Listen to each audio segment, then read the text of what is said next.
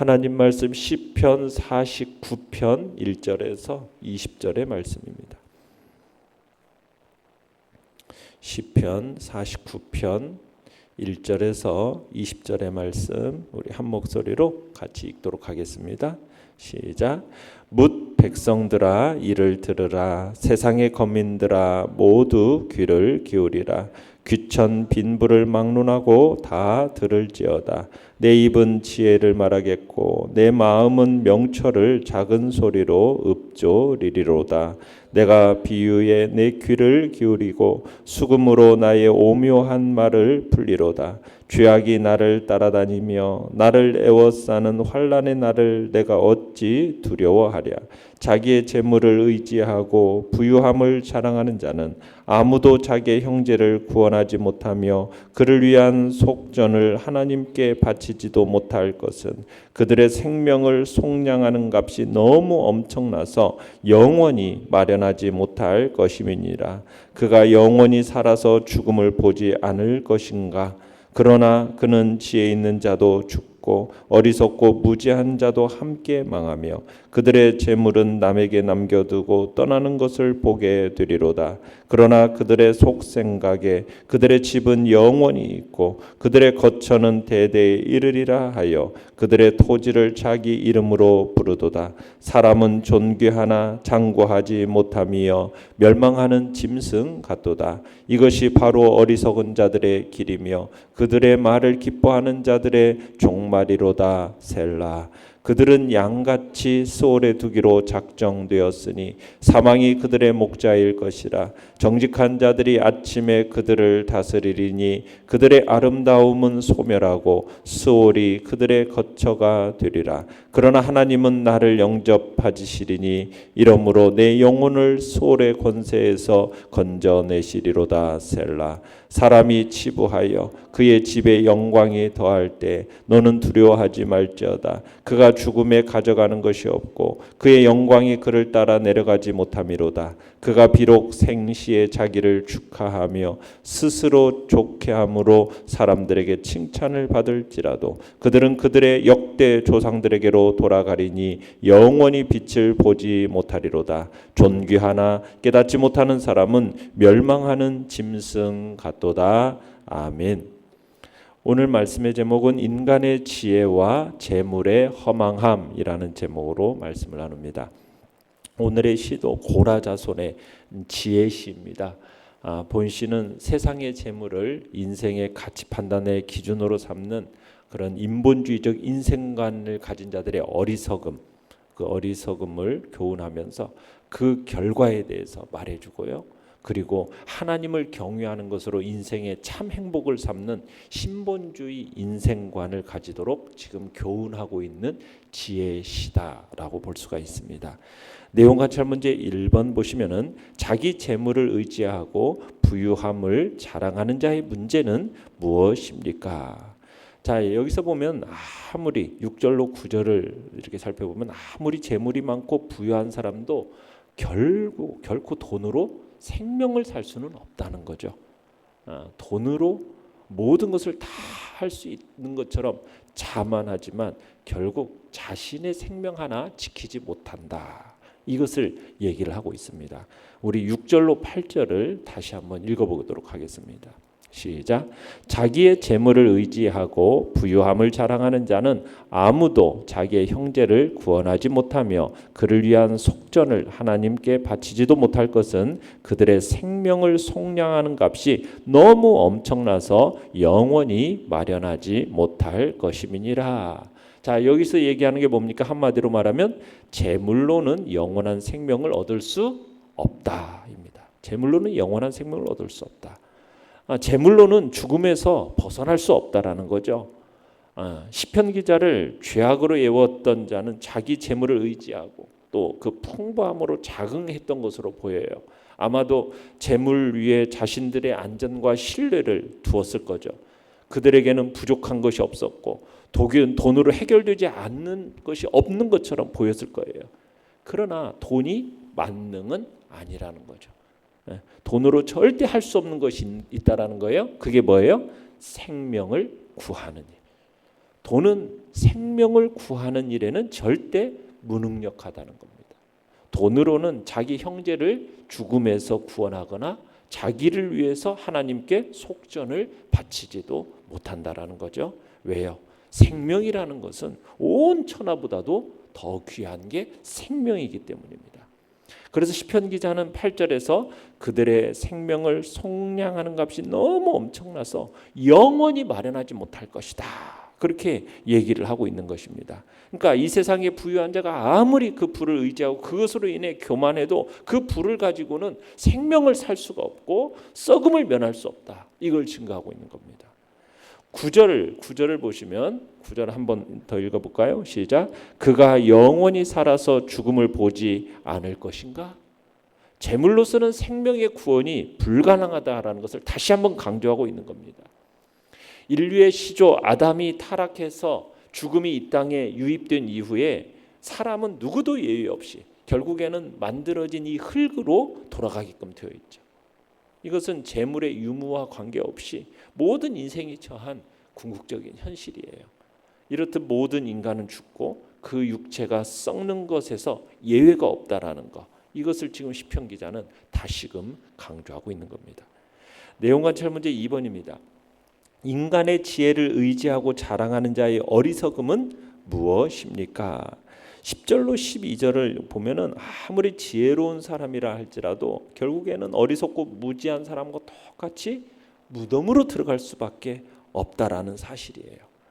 자, 우리 10절을 읽어봅니다. 10절 시작. 그러나 그는 지혜 있는 자도 죽고 어리석고 무지한 자도 함께 망하며 그들의 재물은 남에게 남겨두고 떠나가는 것을 보게 되리로다. 자, 누구나 볼 수 있는 것이 있다 말하는데 그게 뭡니까? 바로 사람들의 죽음입니다. 죽음. 죽어가는 사람들을 보며 저 사람은 죽지 않았으면 죽겠다. 여러분, 그 사람이 그런다고 해서 안 죽나요? 그 사람도 죽어요. 반대로 그 사람 참 잘 죽었다 평가받는 그 사람도 역시 죽는 거예요. 그러니까 잘난 사람도 죽고 못난 사람도 죽고 모두가 죽는 거죠. 마찬가지예요. 죽음 앞에서는 모두가 평등합니다. 공평합니다. 시편 기자의 표현대로 지혜로운 사람도 죽는 거고 어리석고 무지한 사람도 죽는 거예요. 모두 다 죽는 거예요. 죽는 사람의 재물은, 죽은 사람의 재물은 더 이상 그 사람의 재물이 아니죠. 죽은 사람의 재물은 누가 취합니까? 다른 사람이 취한다라는 거예요. 그러니까 인생은 빈손으로 왔다, 빈손으로 가는 거예요. 돌아갈 수밖에 없는 거예요. 죽음 앞에서는 그 어느 누구도 자유할 수가 없는 거죠. 11절 12절을 읽어보겠습니다. 11절 12절 시작. 그러나 그들의 속생각에 그들의 집은 영원히 있고 그들의 거처는 대대에 이르리라 하여 그들의 토지를 자기 이름으로 부르도다. 사람은 존귀하나 장구하지 못함이며 멸망하는 짐승 같도다. 그러니까는 사람이 참 어리석어가지고 마치 자기가 영원할 것처럼 생각해가지고 자기의 소유가 영원할 것처럼 생각해서 그 땅에다가 자기 이름을 붙여요. 그런데 영원히 자기 소유가 되는 건 뭐냐? 자기 무덤뿐입니다. 자기 무덤. 다른 것은 아무것도 자기 것이 되지 못하는 거예요. 이게 엄연한 사실이죠. 사람이 아무리 자기 것이라고 등기하고 또 공증하고 소유권을 주장해도요, 그거 살아있을 때만 유효한 거지 죽으면은 자기가 차지할 수 있는 것은 겨우 땅 한 평. 요즘엔 땅 한 평도 안 되죠. 어디에다 그럽니까? 요즘에는 뭐 그냥 다 뿌려버리고 요즘에는 한 평도 못 갖는 것 같아요. 납골 땅이 어디 그냥 딱 하나. 요즘에는 그런 시대가 돼버렸죠. 사람들은 어때? 사람들은 자기에게 있는 것은 다 자기 것이라고 생각하는데 사람은 참 존귀한 존재면서도 그것이 길지 못하고 인생의 진리를 깨닫지 못하면 뭐와 같더라? 멸망하는 짐승과 다를 바가 없다라는 겁니다. 그러니까 인생의 진리를 깨닫지 못하고 불을 의지하고 그로 인해서 자긍하는 사람은 뭐와 다를 바가 없다? 멸망하는 짐승이나 다를 바가 없다. 이게 성경의 시편 기자가 이야기하는 교훈입니다. 연구와 묵상 문제 3번입니다. 인생의 종말 앞에서도 시편 기자가 두려워하지 않는 이유는 무엇입니까? 자, 하나님을 신뢰하고 하나님을 의지하는 사람은 두려워할 필요가 없어요. 왜요? 하나님이 그를 영접하시기 때문에. 그래서 죽음으로부터 그를 건져주실 것이기 때문에 그래서 두려워하지 않는다. 자, 13절을 읽어볼까요? 13절 시작. 이것이 바로 어리석은 자들의 길이며 그들의 말을 기뻐하는 자들의 종말이로다. 셀라. 자, 여기서 이것이라는 것이 뭐냐면 어리석은 자들이 죽음이 모든 인간들을 덮친다는 사실을 망각한 채 부에 집착하는 그런 행위, 자신들의 그런 행위를 정당화하고 자신들이 가진 것들을 막 거만하게 과시하는 일, 그것을 이것이라고 얘기하고 있어요.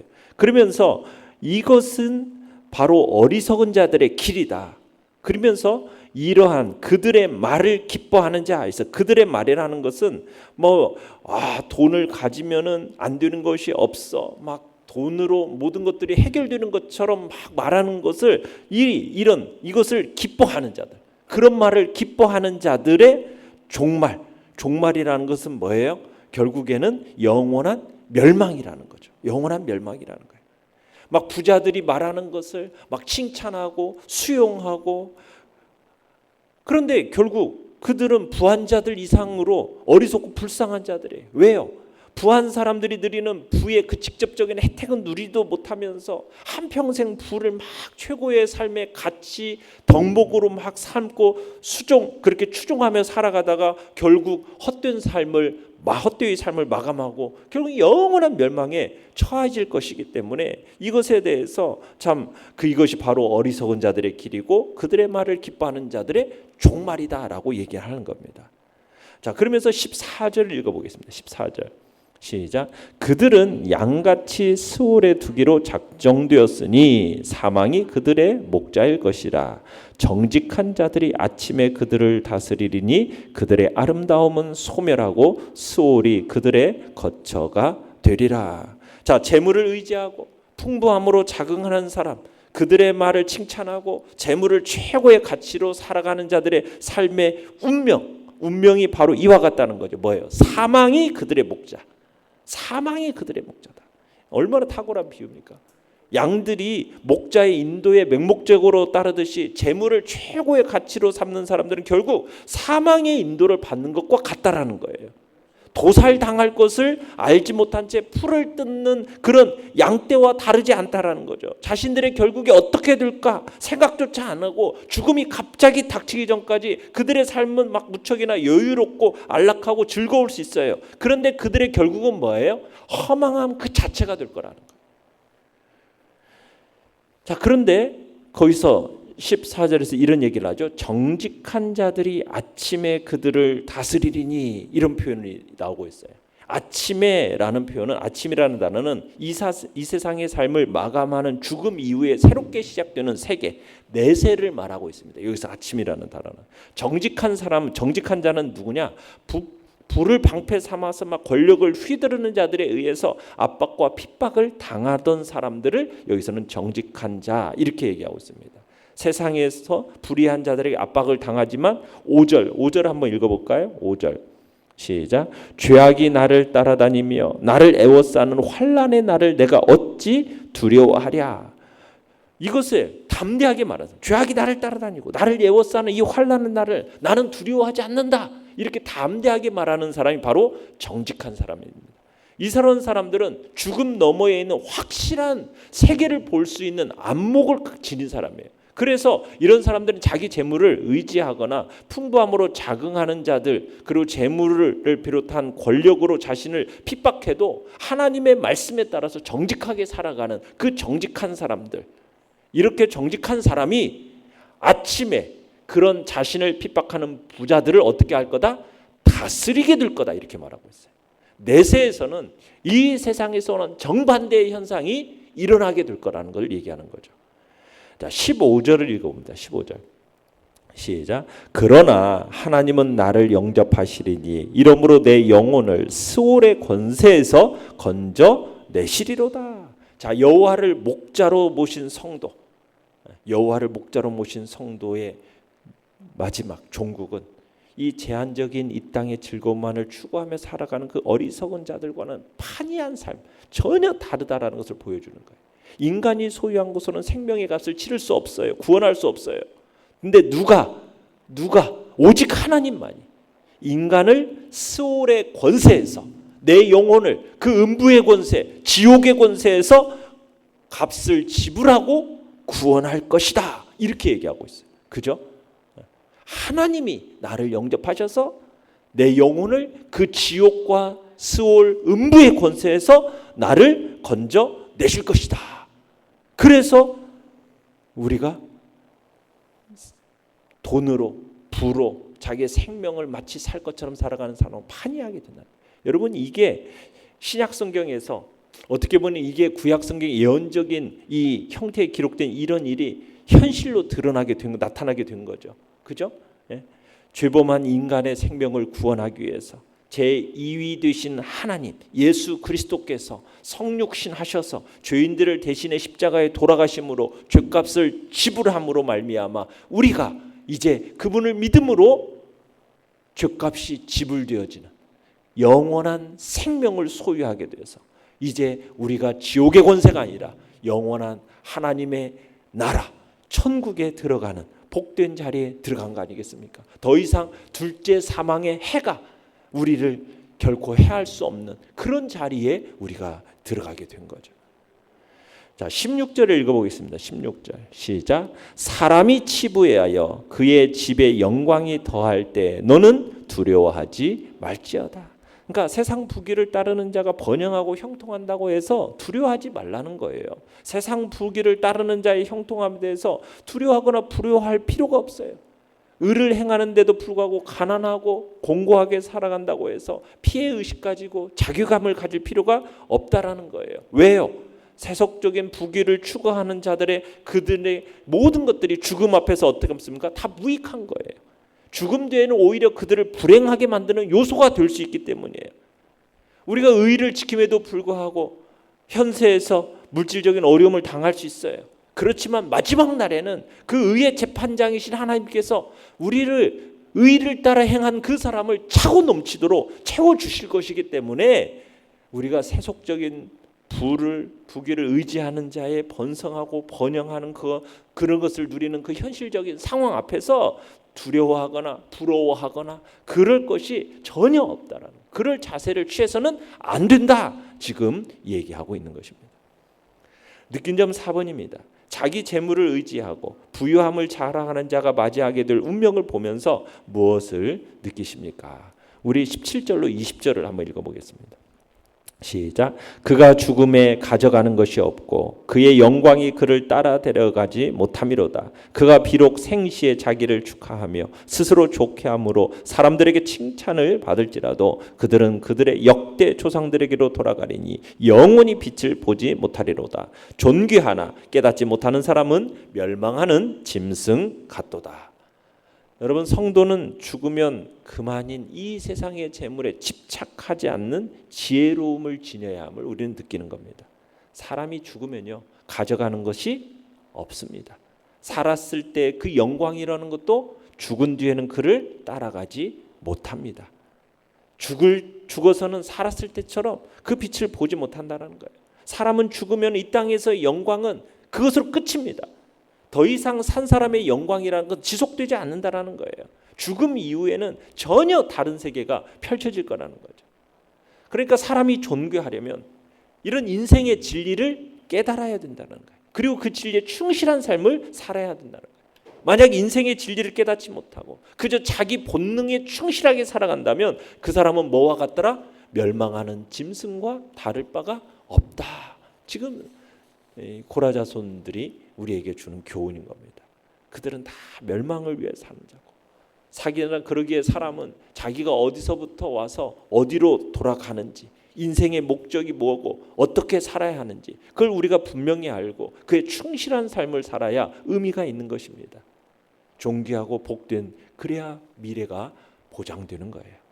우리는 이 세상에서 내세의 삶을 준비하며 살아가야 되는 거예요.